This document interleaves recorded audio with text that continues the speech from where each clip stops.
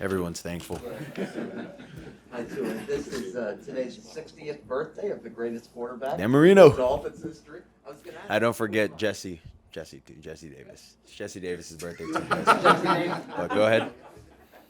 Would you mind talking about just your relationship with Dan? Do you talk a lot? How often do you talk? Does he text you ever? What's that relationship been like? Yeah, I think Dan's done a great job being in our meetings. He has a lot of input in our meetings. Um, Happy birthday to Dan. I got to see Dan today. Wished him a happy birthday. But yeah, he's not much of a texter. But in person, Dan sits in our meetings. He helps us with things that we don't see or we never thought of seeing. But yeah, I think it's really good to hear it from his perspective, someone who's played the position. So I'm wondering if you've spoken to Fitz since he got hurt. I have spoken to Fitz, but Fitz is going through what he's going through. Wished him the best, but I think this is something that he'll get through. Knowing the kind of person that Fitz is, he'll get through it. So I was just curious after kind of reviewing the film from the Patriots game, what stood out to you about the success you're able to have in the opening drives and then not being able to finish drives later on? What stood out to you? yeah, I think they made some good adjustments defensively. We came out, we knew what we wanted to do as far as our game plan, but we just got to execute and we got to finish drives. I think it's tough for our defense to go out there and have 12, 14, 16 play drives. And we're going 3 and out next series. Things like that. So I think that comes down to communication for us and execution.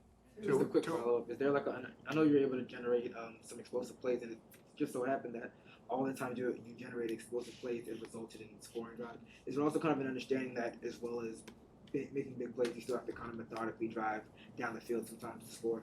Yeah, I think it's just a mentality of literally taking what the defense gives you.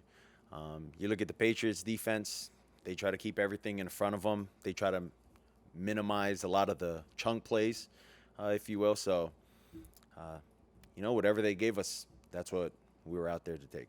Tua, what's your level of comfort as far as from a timing standpoint with Will, and just what does he add to the mix having him back? What's your level of comfort having Will back, and what does he add to that? Yeah, I think it's fun, and it's good to have Will back.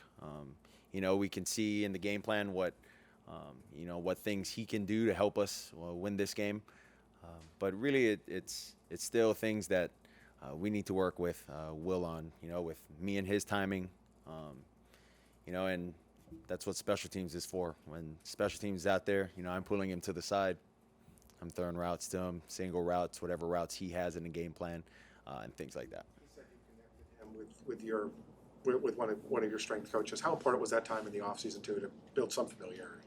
Well, I've always had a relationship with Will since we kind of picked him up throughout the offseason. We've texted, we've chatted. But really, when I asked him to come out and throw, when he moved down here, he came out and it was just conversation that we had. He asked me who I was training with, and the rest is history.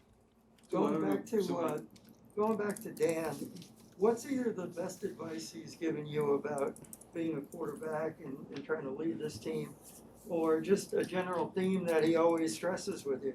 Pick a guy and let it fly. Tua, I don't know if someone told you this, but I was told that you're the youngest quarterback ever to win in Foxborough. Based on that, and based on how the game went, and you got the W, of course, what did that game do for you, for your confidence as you lead this offense now? You are the starter. I mean, it's good. It feels good to win a game, obviously. For myself, I would say I'm a pretty confident person in the things that I can do. That's what I would say to that. Obviously it feels good to win, but I think my confidence comes from within and trusting in my preparation. And I felt like we came into that game well prepared. There were just things that we needed to adjust on.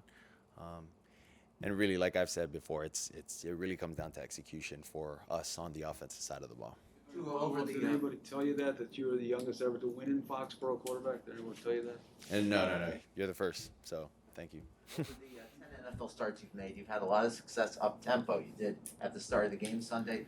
At this stage of your career, do you have a comfort level to encourage George and Eric on the sidelines to go up tempo when they maybe don't want to, or do you feel like that's not your place to this early in your career?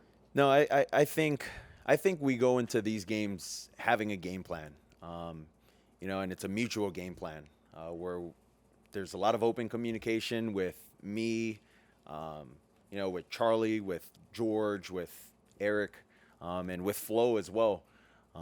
And we kind of talk through that, pretty much starting today and throughout the whole week. And it's really not said until really the day of the game. So it's continued communication with all of us.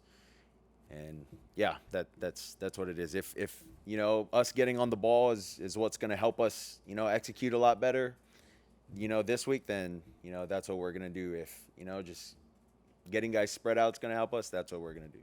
Will was saying that there's kind of this element of surprise when it comes to the two of you playing together because there's no film, no video of what you guys can do together. Does that excite you at all?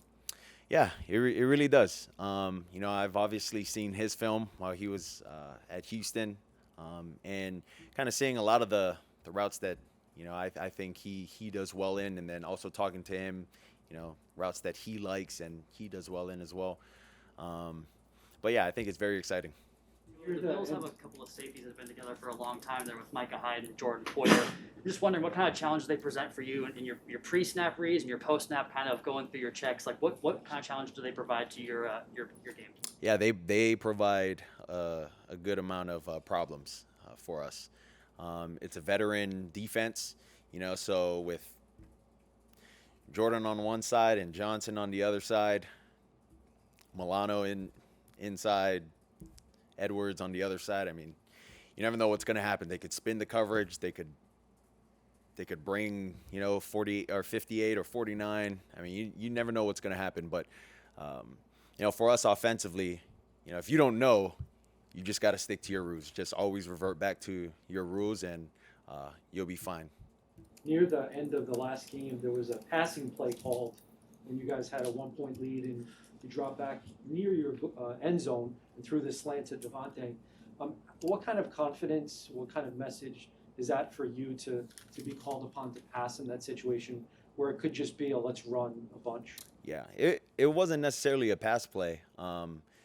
It was really a run play, but there's force in the box, and we can't take care of it. We don't have enough guys unless you guys want me to block, but I'm not going to do that. So by taking care of that, that's how we do that. So is by taking. You switched it to a pass play. Well, we had that in, so that's what I'd say. It looked like I looked at, rewatched the game. It looked like the first play of the game that you ran, except for you hit. And when you get to that late in the game, I mean, how much are you talking with George and Eric and Charlie and saying, hey, this is what I like, this is what I'm seeing, this is what I feel comfortable with that late in the game? How much effort do you have? Yeah, well, with it being that late in the game, I think as a quarterback, you got to understand situational awareness. You're really not trying to give them the ball back to go down and drive and kick a field goal. So really, we're trying to run the clock down. They had 3 timeouts. We're trying to make them use their timeouts. But more importantly, we're trying to get a first down. I think 2 first downs in that situation is really what helped us kind of take over, that ending of the game. I think it was about 3 minutes and something. So I think it was big. I think that was really big. I have to ask you one more about Dan. I apologize, but pick a guy and let it fly. Is that? I'm sure he's sharing a lot more than that, obviously. But is that a reminder that even in a game that can seem very complicated, sometimes there is a simplicity to it that sometimes it can really be not that easy. You know what I mean? Yeah. There's a simplicity to what he's saying, and there's a simplicity to doing things right. I think. Yeah, we have a saying in the quarterback room. Keep the easy things easy, and then try to make the hard things simple for yourself. So where do you feel you are in your game in terms of going through progression, getting to the second and third read? Yeah. Where do you feel? I'd say I feel good. But obviously it's a continued process for me. It's a continued process for all of us to continue to learn. week 1 we got to win, but we're moving on to week 2, and this is our focus now. So, thanks, guys.